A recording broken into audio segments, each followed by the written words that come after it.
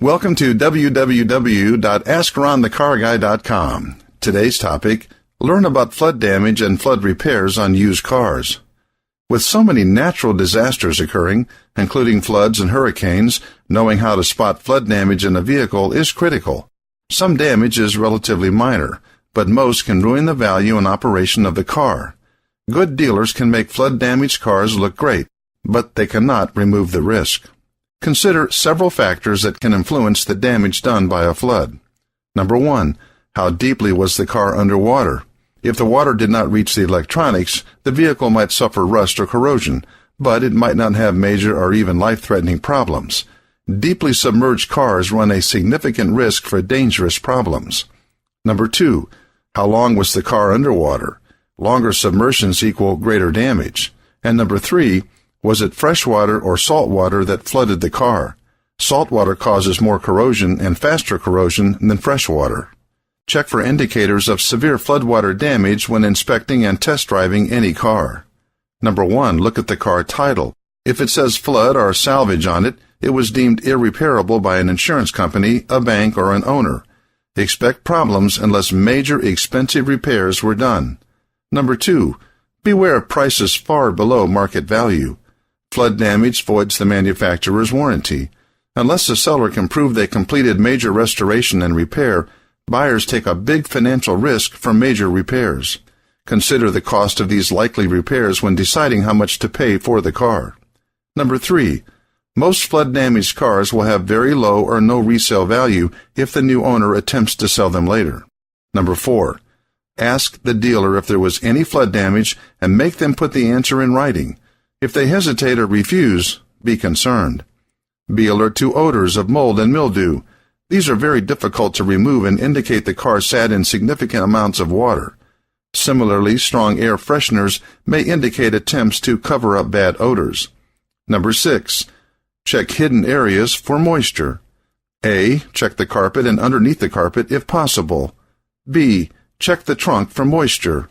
C, feel the material underneath the spare tire. D, check the headlights, taillights, mirrors, and instrument panels for moisture or a foggy appearance. This indicates water inside the area. E, check for dampness or water lines in the overhang inside the wheel wells. F, feel underneath seats and in the seating tracks for dampness. G, feel inside the glove box for moisture. H, look at the oil on the engine dipstick. Water-affected oil may be pale or milky and it may be sticky to the touch. Number 7, debris inside the car or engine compartment, engine crevices around wiring inside or under the dashboard may indicate the car was underwater. Number 8, look for rust and corrosion on metal surfaces such as hinges, springs, screws, and latches. Check for corrosion where the car doors meet the auto body. Seat springs and the undercarriage of the car may also show signs of rust and corrosion. Number 9, examine the interior upholstery of the car. Look for water stains on the surfaces of seats and underneath seats. Be suspicious if the carpet in an old car looks brand new. Make sure the fabric on doors and the headliner are about the same age as the carpet and the car. Another clue is mismatched upholstery where some sections are faded, others are newer, or patterns are not aligned. Number 10, test the electronic systems before and during a test drive.